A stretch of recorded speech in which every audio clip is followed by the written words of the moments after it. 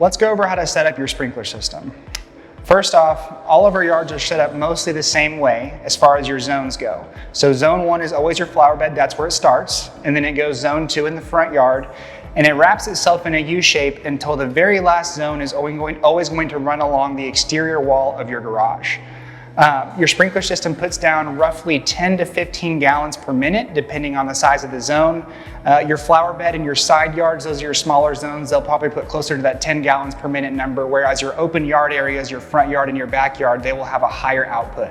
That's very important to keep in mind whenever you're adjusting your sprinkler settings, because if you increase your zone run times by 1 to 2 minutes per zone, you're effectively adding 20 to 30 gallons of water on that zone every other day throughout your watering schedule. Whenever we're setting up a sprinkler system, essentially what we're doing is putting it on a schedule. So the first thing that we always want to do is check the date and time and make sure that it's correct. 2022, August, and this actually says it's the 8th. We're August 9th right now, so we're going to change that. It says 6:11 a.m. It is currently 8:46 a.m., so this is why we always check to make sure the date and time are correct. This will make sure that your sprinkler system waters at the correct date and time that you want it to. Now date and time is set. So the first thing we're going to do is look at how often down here. That's the first thing we want to start with. We do water rationing in Oklahoma, meaning you want to water every other day at most. We do this based off of what the last number of your address is. So if your address is 18512, your house ends in an even number, you're going to water on even dates. So over here to the far right, there's a selection, odd or even. We're going to select even. That is one thing that you'll really never want to change unless you want to water less and you want to water every 3 or 4 days at an interval, something like that. But this is what we recommend and what we set up every house to water at. We're going to hit the back button. Now we're going to go to start times. So with our yards, we want to set them up to where you don't have to water too much. So you only need 1 start time. It's always good to check and scroll through because you can have up to 4 start times. You want to make sure that only 1 is implemented, and it's set at 4 a.m. We're going to go ahead and keep that.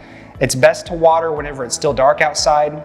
That way the sun doesn't evaporate that water before your yard has a chance to absorb it. So 1 start time at 4 a.m., that's exactly what we recommend. We do not recommend adding a second start time because instead of watering once every other day, you're going to water twice every other day. That will effectively double the amount of water that you're putting down. If you feel that you need to water more, always go to the zone run times. Adding a second start time is an overcorrection. Now we're going to go to zone run times. So let's see how many zones this yard has. This yard has 7 zones. If you scroll to the end and you notice that you have a zone that says 0 minutes, that's just an empty placeholder zone. It's not actually something that you need to be turning water onto your yard.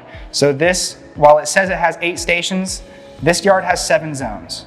So what we recommend is 8 to 12 minutes per zone, depending on the size and how hot it is and so on. So we're going to set up zone 1, the flower bed. We usually set that up right at 10 minutes. Zone 2 is the front yard. That's an open yard area. It's larger. So we want to keep that a little bit higher at 12 minutes, especially considering the heat that we've been in this year. Zone 3, generally speaking, depending on the zones that you have, it's really beneficial to run your sprinklers and see where your zones are at. Usually zone 3 is going to be a side yard, which is much more narrow. Your neighbors may also have sprinklers, so you really don't have to water nearly as much on zone 3 or your side yards in general. So we're going to keep that one at 8 minutes. Now here we have 4, 5, and 6. Those are all going to be the backyard. At this house, the backyard is split into thirds. So same as the front yard, we're going to put all those on 12 minutes. And then lastly, zone 7 here, that's going to be the last zone on the exterior wall of the garage, the other side yard. We're going to go ahead and put that at 8 minutes as well. So now the system is fully set up as far as your settings. In order to engage the settings fully that you just implemented, just hit auto. And now it says next start time 4 a.m. on Wednesday. Wednesday is going to be an even day since we set that up. That is all you should have to have set up as a taper homeowner. If you want to adjust your settings, all we recommend doing is going down here to your zone run times and making small adjustments, 1 to 2 minutes at a time if you want to increase your watering, 1 to 2 minutes lowering if you want to conserve water. It's best to walk it up and walk it down. There's no urgent circumstance where you need to drown your yard in order to save it. Bermuda is extremely resilient, and you do have time to adjust these settings and play with it and see where you want it to be. The last thing we want to mention is the wireless capabilities of your sprinkler panel. Once you move in and get your Wi-Fi set up, you do have the ability to connect to your panel with your smartphone.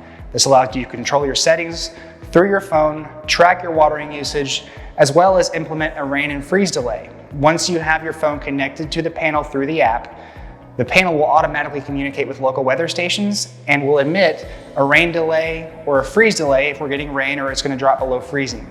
This completely renders the rain sensors and freeze sensors that used to be an upgrade for sprinkler systems as an add-on obsolete. The one thing we will caution against when using the app to control your sprinkler system is the smart watering settings that it'll promote. In our experience, smart watering settings will generally have our customers putting down much more water than they need to on their yard, so we recommend sticking with the settings that we've set up for you and that we recommend.